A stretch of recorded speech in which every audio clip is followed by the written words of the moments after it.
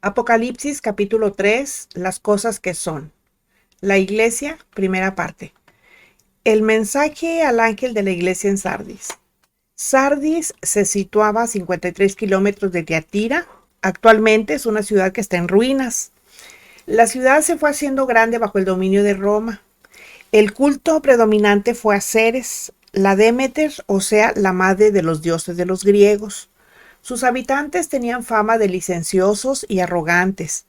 Pero en el tiempo en que Juan escribía el Apocalipsis, Sardis caía rápidamente hacia una segura destrucción. La carta dirigida a Sardis es de las más duras, aunque se mencionan a unas pocas personas excelentes. El versículo 1 de Apocalipsis 3 dice así: escribe al ángel de la iglesia en Sardis, el que tiene los 7 espíritus de Dios y las 7 estrellas, dice esto: yo conozco tus obras, que tienen nombre de que vives y estás muerto. Una vez más, vemos que la carta se dirige al responsable de la iglesia en Sardis, donde Cristo se presenta como quien tiene al Espíritu Santo, el cual es poderoso para dar vida y vivificar lo que se está muriendo a la persona que se vuelve a él. También está listo para alejarse totalmente si la persona le da la espalda. Dice el texto, el que tiene las 7 estrellas. Cristo tiene también las 7 estrellas y como ya vimos, las estrellas son los ángeles o enviados de parte de Dios para dirigir a las iglesias.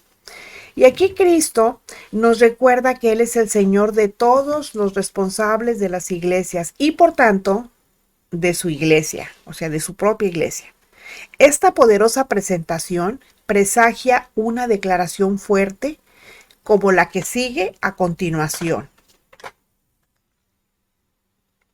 El mismo versículo 1 en su parte B dice, yo conozco tus obras, que tienes nombre de que vives y estás muerto. El responsable de esa iglesia tenía nombre de que vivía.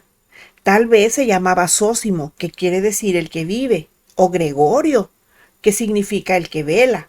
Pero su vida ante Dios dejaba mucho que desear, porque espiritualmente estaba muerto. Y con él gran parte de esa iglesia, porque la iglesia es el reflejo fiel de cómo es su pastor. Los de Sardis se hacían llamar cristianos, nombre de uno que vive, pero en realidad estaban muertos. Es como ahora, que muchos profesan ser cristianos, miembros de la iglesia, y se basan en la decisión, entre comillas, que hicieron un día, pero no se arrepintieron y sin saber lo que hacían. Debe ser terrible tener nombre de que uno vive y darse cuenta que solo se tiene el nombre o tener fama de espiritualidad y que luego el Señor diga, ¿sabes qué? Estás muerto. Al Señor no se le oculta el estado interior de su iglesia y puede decir sin equivocarse qué grupo es realmente una iglesia viva y qué grupo es solo la apariencia de iglesia, qué es lo que vive realmente y qué es lo que solo aparenta tener vida. En este caso, la de Sardis era una iglesia que se había acomodado a la ciudad en la que estaba. Y así como la ciudad declinaba, ella también. O sea, ella no fue, digamos, luz para esa ciudad. Por eso el Señor la sigue exhortando en el versículo de Apocalipsis 3:2 y le dice, sé vigilante y afirma las otras cosas que están para morir, porque no he hallado tus obras perfectas delante de mi Dios. Aquí el Señor está exhortando al dirigente de Sardis a que despierte, a que salga del engaño espiritual en el que estaba y a que se arrepienta de corazón. Le invita a que deje la falsedad y su compromiso con el mundo y que sea genuino ante Dios y los demás. Es decir, a lo que le está invitando es a que sea un verdadero cristiano y que no solo se preocupe por tener el nombre de cristiano. Las obras a las que alude el Señor eran obras de apariencia. Eran obras que agradaban, sí, al pueblo, que eran bien vistas por el pueblo, pero eran hechas para agradar a los hombres y ganar su favor. Eso significa que desagradaban a Dios. No se puede agradar a Dios y a los hombres. Por eso es a la hora de trabajar para Dios que es muy importante que analicemos cuál es nuestra motivación, qué es lo que nos lleva a trabajar para Dios. Porque puede darse el caso que las obras que se hagan solo sean para beneficio propio, para alcanzar algo que queremos, más que por un amor genuino a Dios y a los demás. Apocalipsis 3:3 dice, acuérdate pues de lo que has recibido y oído y guárdalo y arrepiéntete, pues si no velas, vendré sobre ti como ladrón y no sabrás a qué hora vendré sobre ti. Aquí el Señor les recuerda que habían recibido la sana doctrina y el Espíritu. Por lo tanto, podían arrepentirse y volver al principio, porque aún tienen tiempo, están vivos, tienen tiempo. Y les advierte que si no lo hacen, en el momento que menos lo imaginen, que menos lo espere, vendría su juicio. Y aunque no lo menciona directamente, el Señor iba a quitar de esa iglesia el candelabro que es la presencia de su Espíritu. ¿Y saben qué? Tristemente, así ocurrió. Apocalipsis 3:4. Pero tienes unas pocas personas en Sardis que no han manchado sus vestiduras y andarán conmigo en vestiduras blancas porque son dignas. Con todo, como en todas las congregaciones actuales, en esa misma iglesia que iba muriéndose había algunas personas, dice el texto, que no habían manchado sus vestiduras.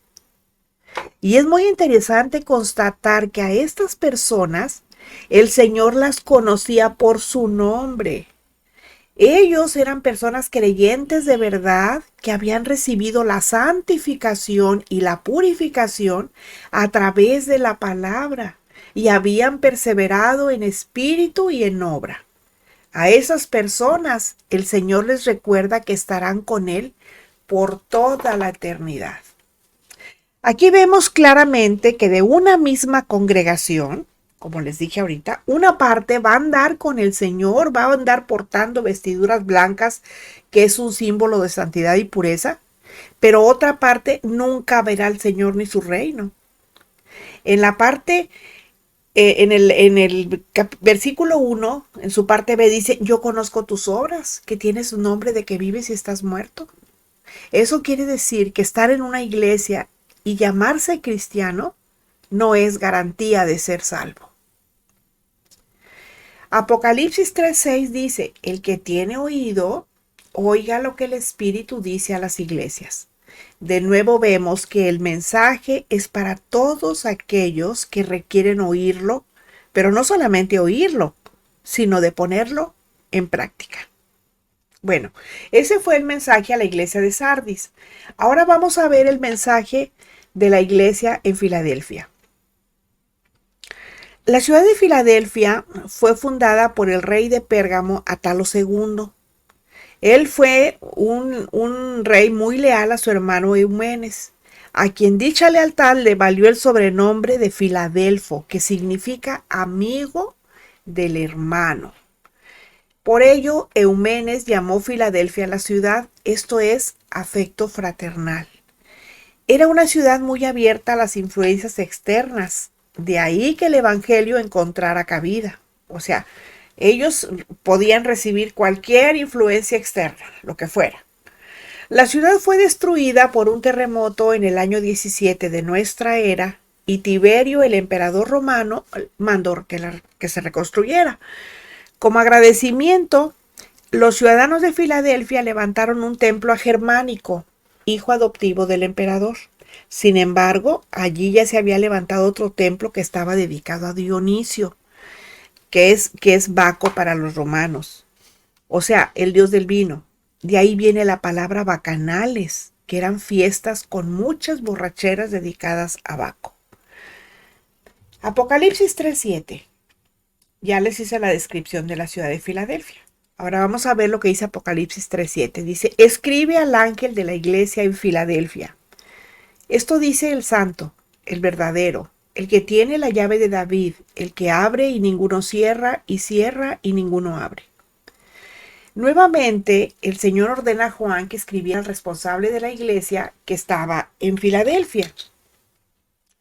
El Señor se presenta como el santo, que en el contexto general de la Biblia, este epíteto, es decir, este adjetivo que expresa una cualidad del sustantivo al cual está asociado, se le aplica a Dios Padre, o sea, el santo, ¿sí? Él es el verdadero, en el doble sentido de genuino, porque es auténtico, no tiene rasgos ajenos a su naturaleza, pero además es verídico, porque realmente es verdadero. También se presenta como el que tiene la llave de David. Eso hace alusión a Isaías 22:22 que dice, y pondré la llave de la casa de David sobre su hombro, y abrirá y nadie cerrará, cerrará y nadie abrirá.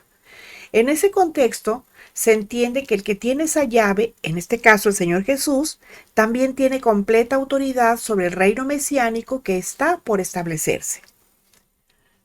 Apocalipsis 3:8. A la iglesia de Filadelfia le dice, yo conozco tus obras. He aquí he puesto delante de ti una puerta abierta, la cual nadie puede cerrar, porque aunque tienes poca fuerza, has guardado mi palabra y no has negado mi nombre. Esas obras, en todos los aspectos, eran hechas en Dios. El Señor Jesucristo abre una puerta ante la iglesia que nadie va a poder cerrar.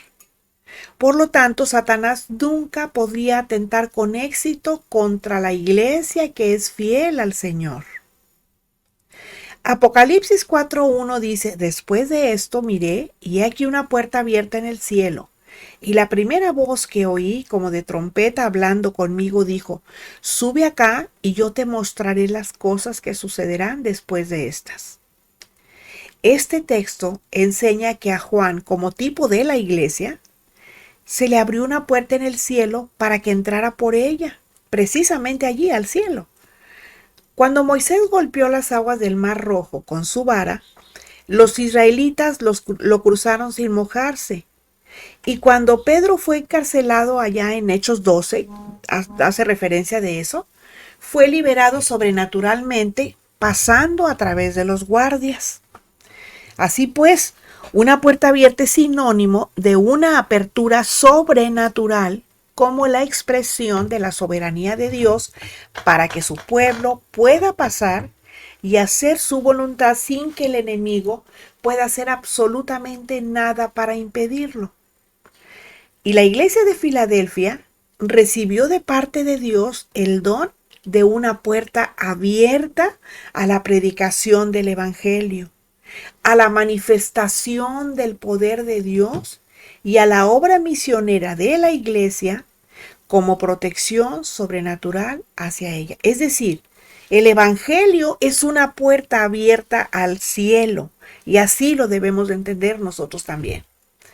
Apocalipsis 3:8. Porque aunque tienes poca fuerza, has guardado mi palabra y no has negado mi nombre.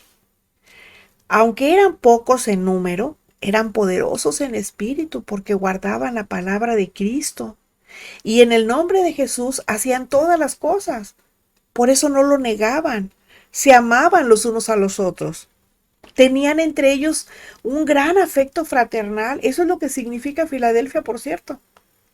Además, valientemente confesaban el nombre de Jesús haciendo frente a cualquier riesgo.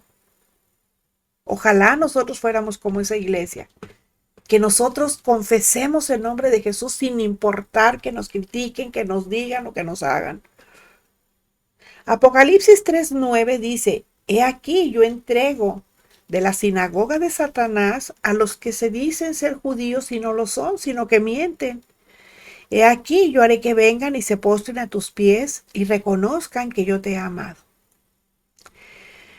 Es histórico que muchos judíos influyentes de aquella época hicieran acuerdos con las autoridades romanas y ellos acordaron, ¿saben qué? Perseguir hasta la muerte a los cristianos, sin importar su origen. Lo mismo perseguían a los cristianos de origen judío como a los cristianos de origen gentil.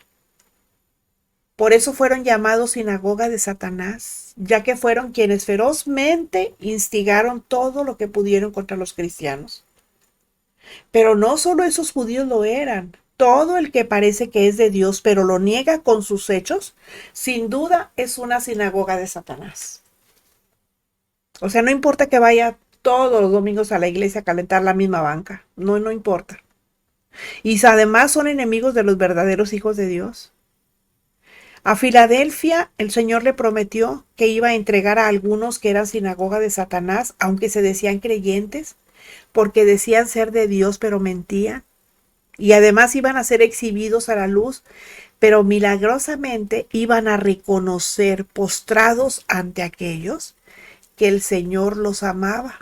Y con eso iban a cumplir la profecía de Filipenses 2, 10 y 11. Dice, para que en el nombre de Jesús se doble toda rodilla de los que están en los cielos y en la tierra y debajo de la tierra, y toda lengua confiese que Jesucristo es el Señor, para gloria de Dios Padre. Esto lo van a hacer hasta los demonios cuando no tengan más remedio que reconocer que Jesús es el Señor.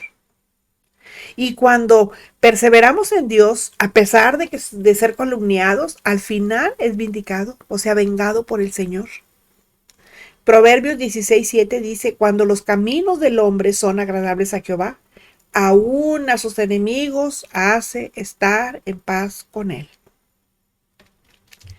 Apocalipsis 3:10 dice, por cuanto has guardado la palabra de mi paciencia, yo también te guardaré de la hora de la prueba que ha de venir sobre el mundo entero para probar a los que moran sobre la tierra. En una ciudad como Filadelfia y en aquella época no era nada fácil ser un verdadero cristiano, que al igual que los demás estaba llena de paganismo. Todas las ciudades estaban llenas de paganismo y animadversión contra los cristianos. Pero los fieles de Filadelfia habían pasado la prueba y el Señor les promete que les va a guardar de la persecución que se iba a desencadenar en todo el mundo conocido de la época, tal y como fue. La iglesia en Filadelfia no sufrió ninguna de las persecuciones que sufrieron todas las demás. Fíjense, en el año 111, 112 después de Cristo, 15 años aproximadamente después de que se escribiera el Apocalipsis, se dio una persecución. Y todas las iglesias sufrieron mucho, excepto la de Filadelfia. Esa iglesia permaneció intacta cuando, digamos, el recién nacido Islam terminó prácticamente con todas las iglesias de Asia Menor. Ni siquiera los mismos maometanos comprendían por qué nadie molestó a la iglesia de Filadelfia, a la que llamaron, ¿saben cómo la llamaron? Ciudad de Dios. Apocalipsis 3:10 en su parte B dice, yo también te guardaré de la hora de la prueba. Esto se entiende mejor como, ¿sabes qué? Te mantendré fuera de la prueba. Lo que el Señor le está diciendo en otras palabras es esto, dice, te mantendré fuera de la tribulación.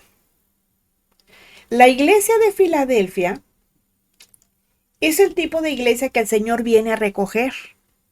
Y eso lo vemos en 1 Tesalonicenses 4 del 14 al 18, que dice, porque si creemos que Jesús murió y resucitó, así también traerá Dios con Jesús a los que durmieron con él.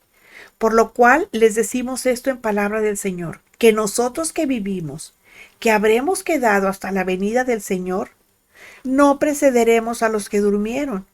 Porque el Señor mismo, con voz de mando, con voz de arcángel y con trompeta de Dios, descenderá del cielo y los muertos en Cristo resucitarán primero. Luego nosotros, los que vivimos, los que hayamos quedado, seremos arrebatados juntamente con ellos en las nubes para recibir al Señor en el aire, y así estaremos siempre con el Señor. Por tanto, aliéntense los unos a los otros con estas palabras. Antes de que Dios juzgue a este mundo, va a recoger a su pueblo fiel y lo va a proteger de lo que no es su destino. Esto que va a pasar es el destino de los que moran sobre la tierra. Sobre ellos es quien será la ira de Dios. Moradores sobre la tierra, moradores de la tierra son todas aquellas personas que no tienen a Dios en su corazón. Esos son los moradores de la tierra. Apocalipsis 3:11 dice, he aquí yo vengo pronto, retén lo que tienes para que ninguno tome tu corona. Cristo viene pronto. Y aquí vemos nosotros un carácter constante de urgencia. Y la lección es que Cristo viene para su iglesia fiel. Ahora, ¿qué significa retener lo que tenemos? Que hemos de vivir como si Cristo fuera a venir hoy mismo. Porque la verdad es que no sabemos cuándo el Señor va a venir por nosotros. Porque los años que vivimos en esta tierra son muy pocos, aunque parezca que son muchos. Y porque si viniera por nosotros dentro de 20 minutos, tendría que encontrarnos preparados. Es más, ahorita en este momento nosotros tenemos que estar preparados porque no sabemos si un infarto nos vaya a arrebatar la vida. No sabemos qué vaya a utilizar el Señor para llevarnos con Él. No sabemos. Y tenemos que estar preparados. Por eso este es un mensaje no solo para los de Filadelfia, que partieron, pues imagínense, hace ya mucho tiempo para estar con el Señor. Es también para nosotros. Y aquí surge una pregunta. ¿En este momento estamos preparados? En su parte B, el versículo 11 dice, retén lo que tienes. Al que es fiel, el Señor le dice que retenga lo que tiene. Ahora, ¿qué es lo que tienen los que son fieles? Lo que somos y lo que hacemos. Si eso es bueno, hay corona asegurada porque Dios desea dar su recompensa y lo va a hacer con quienes le sean realmente fieles. En su parte C, el versículo 11 dice, para que ninguno tome tu corona. Nadie va a poder robarnos nada de lo que Dios nos da a menos que nosotros lo permitamos. Por ejemplo, cuando nosotros perdemos el primer amor como los de Éfeso, o cuando decidimos creer las mentiras del enemigo en lugar de creer la verdad de Dios, o cuando dejamos que el amor por las cosas de este mundo inunde nuestro corazón, o cuando no le creemos a Dios, cuando apagamos el espíritu, cuando acabamos justificando el pecado, cuando negamos la verdad de este libro, o sea, del Apocalipsis, etcétera, etcétera, y un largo etcétera. Así es como pueden tomar nuestra corona. El diablo siempre va a intentar quitarnos las recompensas que Dios ha preparado para nosotros por serle fieles. Primera los Corintios 9, 26 y 27 dice, así que yo de esta manera corro, no como a la aventura. De esa manera peleo no como quien golpea el aire, sino que golpeo mi cuerpo y lo pongo en servidumbre, no sea que habiendo sido heraldo para otros, yo mismo venga a ser eliminado.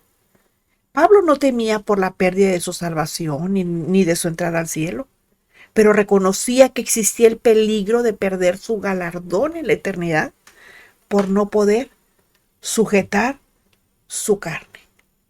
Bueno, creo que hasta aquí le vamos a dejar. La próxima semana continuaremos con el capítulo 3 hasta terminar. El Señor nos bendiga.